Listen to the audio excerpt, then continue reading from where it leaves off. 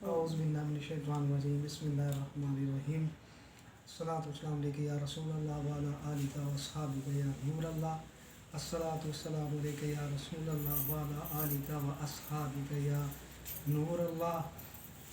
وما توفیقہ اللہ تبارک و تعالیٰ کی توفیق اور اس کے کرم اور اس کے فضل سے ایک بار پھر حاضر ہوں اور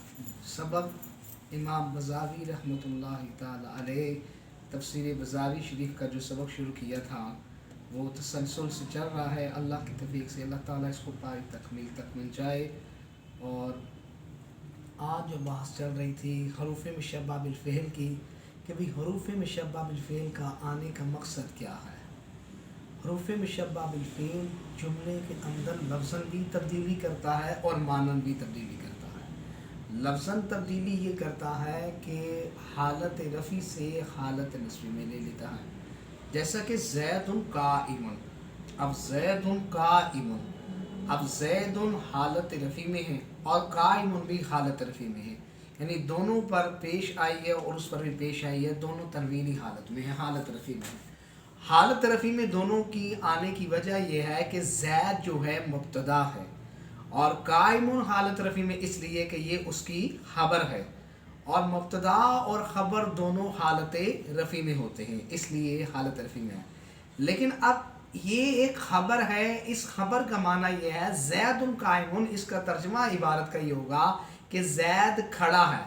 اب یہ کھڑے ہونے کی خبر دی جا رہی ہے۔ اب خبر جو ہوتی ہے وہ دو چیزوں کے اندر شامل ہوتی ہے، جس کو منطق والے کہتے ہیں ما یحتمل الصدق والکذب۔ خبر وہ ہوتی ہے جو جھوٹ اور سچ دونوں کا احتمال رکھے۔ یا زید کھڑا ہے جس نے خبر دی ہے، یا وہ واقعی کھڑا ہے یا وہ واقع نہیں کھڑا یا وہ جھوٹ ہے۔ واقعہ جو ہے اسی کے عین مطابق واقعہ بتایا گیا یا اس کے مخالف بتایا گیا ہے، تو خبر دو ہاتھ سے خالی نہیں ہوتی، یا وہ سچی ہوتی ہے یا وہ جھوٹی ہوتی ہے۔ آپ ایکسپریس ہے یا جی نیوز ہے یا کوئی بھی خبر دیتے ہیں، خبر سنتے ہیں، تو خبر کے اندر دو احتمال ہوتے ہیں، یا وہ خبر دینے والا سچا ہے یا خبر جس نے دی ہے وہ جھوٹی ہے۔ ایک تو بات ہے، لیکن اگر جملے کے اندر مضبوطی اور پختگی کرنی ہے اور یہ بات کہنی ہے کہ زید کھڑا ہے، بے شک زید کھڑا ہے، تاکید کے ساتھ کہنا ہے، تو آپ اس صورت کے اندر آپ یہاں پر انا لگا دیں، انا زیدن قائم۔ اب دیکھیں اس پر لفظی تبدیلی یہ ہوئی کہ یہ اسپیل جب یہ انا نہیں تھا تب یہ تھا زیدن، اور جب انا آیا تو دن سے دن ہو گیا۔ دن اس لیے ہوا کہ انا کا اسم ہے، اور انا کا اسم جو ہوتا ہے وہ نحویوں کے نزدیک جو ہوتی ہے انا کا اسم منصوب ہوتا ہے، حالت نصبی میں ہوتی ہے، اس لیے اس پر منصوب آیا۔ تو اب یہ لفظی تبدیلی، اور قائم حالت رفع میں یہ قائم یہ انا کی خبر ہے، اور انا کی خبر بھی حالت رفع میں ہوتی ہے۔ اب یہ لفظی تبدیلی تو ہے کہ اس کے اعراب چینج کر دیے، اس کو نصب حالت رفع سے اٹھا کر حالت نصبی میں لے گیا، اور خبر ویسے ہی مرفوع ہوتی ہے انا کی۔ تو یہ تو لفظی تبدیلی۔ معنوی تبدیلی ہوئی کہ تاکید کا معنی پیدا کر دیا کہ بے شک زید کھڑا ہے، بے شک زید کھڑا ہے۔ اب کھڑے ہونے کے اندر تاکید پیدا کر دی، پہلے تو تاکید نہیں تھی، پہلے ایک سادی خبر تھی، اب سادی خبر کے اندر ایک خاص جملے کے اندر تاکید پیدا کر دی کہ بے شک زید کھڑا ہے۔ اب اس کے اندر مزید تاکید پیدا کرنی ہے تو پھر یوں اہل نحوی اس پہ کہتے ہیں کہ واللہ، واللہ الا باللہ تاللہ، جس کو ہم کہتے ہیں قسم کے ساتھ کہنا، اللہ کی قسم زید کھڑا ہے۔ اب اس کے اور بھی جملے کے اندر تاکید پیدا کرنے کا طریقہ ہے کہ اس کی خبر پر لام داخل کر دیا جائے، جیسے انا عبد اللہ، اب یہ تھا نا عبد اللہ قائم، تو عبداللہ یہ حالت رفع میں ہے، یہ عبد المضاف اور اللہ اس میں جلال مضاف لے، مضاف اور مضاف لے ہو کر مرکب اضافی ہو کر یہ مبتدا بن جائے گا، اور قائم اس کی خبر بن جائے گی، اور مبتدا اور خبر مل کر جملہ اسمیہ خبریہ بن جائے گا۔ لیکن جب اس پر انا داخل کیا تو پھر کہا انا زید، انا عبداللہ قائم، تو اب عبداللہ سے عبداللہ ہو گیا کیونکہ انا کا اسم ہے۔ اب اس کے بے شک زید، بے شک عبداللہ کھڑا ہے،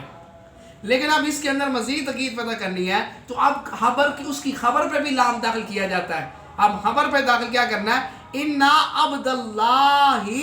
لا قائم، تو اب لا قائمن یعنی قائمن تھا لیکن قائمن کے شروع میں لام داخل کر دیا، یہ لام بھی لام تقید ہے، تو انا بھی تقید اور لام بھی تقید، یہ دونوں تقید کے لیے، اور یہ دونوں تقید کے لیے اس لیے آتا ہے کہ جملے کے اندر تقید کے اندر جملے کے اندر خاص کوئی اہمیت والی بات ہے، اس لیے اس کے اندر تقیدیں لائی جا رہی ہیں۔ اور اس کے بارے میں ایک دفعہ ابو عباس لکنی فلسفی تھا اور لغت عرب کے امام مبرد کے پاس گیا اور ان سے کہنے لگا کہ عربی زبان کے بہت زیادہ فصاحت و بلاغت ہے۔ عربی زبان میں فصاحت و بلاغت اس لیے ہے کہ ایک لفظ کے کئی معنی ہیں اور ہر لفظ کے اندر کثیر معنی ہیں۔ اب صلاۃ جو ہے آپ منجت اٹھا کے دیکھیں، صلاۃ کا معنی ایک صلاۃ جو ہے اس کے معنی تو ہزاروں کے قریب معنی لکھے گئے ہیں، اور اونٹ جو ہے اونٹ کو کتنے ناموں سے تعبیر کیا گیا ہے، اس کو بھی کئی ناموں سے تعبیر کیا گیا، 1000 کے قریب اس کو ناموں سے تعبیر کیا گیا ہے عربی لغت کے اندر، اور کسی زبان میں فصاحت و بلاغت نہیں ہے، اس لیے کہ قرآن بھی عربی میں ہے، حدیث بھی عربی میں ہے، جنت کی زبان بھی، جنتیوں کی زبان بھی عربی میں ہے، اور قبر میں حشر میں ہر زبان وہاں پر عربی میں گفتگو ہوگی، تو قرآن عربی میں، اس لیے اس میں فصاحت و بلاغت ہے کیونکہ یہ رب کا کلام ہے۔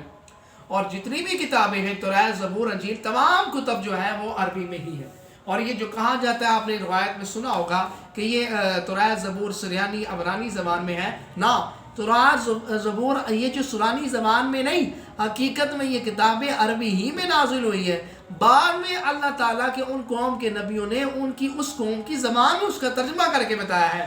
تو حقیقت میں بھی اللہ تعالیٰ کی طرف سے وہ عربی ہی میں تھی، تو فصاحت و بلاغت ہے۔ تو اب مبرد کے پوچھنے پر کہنے لگا تو کہا کہ عبداللہ قائمن اور انا عبداللہ قائمن، انا عبداللہ لا قائمن، فرمایا ان تینوں جملوں کے اندر فرق ہے، فرمایا کہ زید عبداللہ کھڑا ہے اور بے شک عبداللہ کھڑا ہے، اور دوسرے کے اندر تقید کے ساتھ کہا جا رہا ہے کہ بے شک وہ قائمن، وہ کھڑے ہونے والا ہے، تو جملے کے اندر تقید کا معنی پیدا کرنے کے لیے آتا ہے۔ تو جب یہ بات ہوئی تو پھر وہ لوگ مطمئن ہو کر چلے گئے اور سارے فلسفی شمیدہ ہو کر واپس چلے گئے، تو اس لیے یہ جملے کے اندر تقید کا معنی پیدا کرنے کے لیے آتا ہے۔ اور مزید لیکچر سننے کے لیے اس کو آپ میرے وائٹ بورڈ پر بھی اس پہ لیکچر دیا کہ حروف مشبہ کا کیا فائدہ ہوتا ہے، حروف مشبہ جملے کے اندر تقید کا معنی پیدا کرتا ہے، جیسا کہ اندر ان الذین کفروا، الذین کفروا بھی آ سکتا تھا، لیکن انا کے ساتھ تقید کا معنی پیدا کیا گیا تاکہ جملے کے اندر تقید کا معنی پیدا کرنے کے لیے، حالانکہ عرب تبارک کا کلام ہے اس میں تو جھوٹ کا شبہ بھی نہیں ہو سکتا، لیکن منکرین کی دلیل کو، منکرین کے لیے اللہ تعالیٰ نے تقید کے ساتھ بات کی گئی ہے۔ اللہ تعالیٰ حضور علیہ السلام کے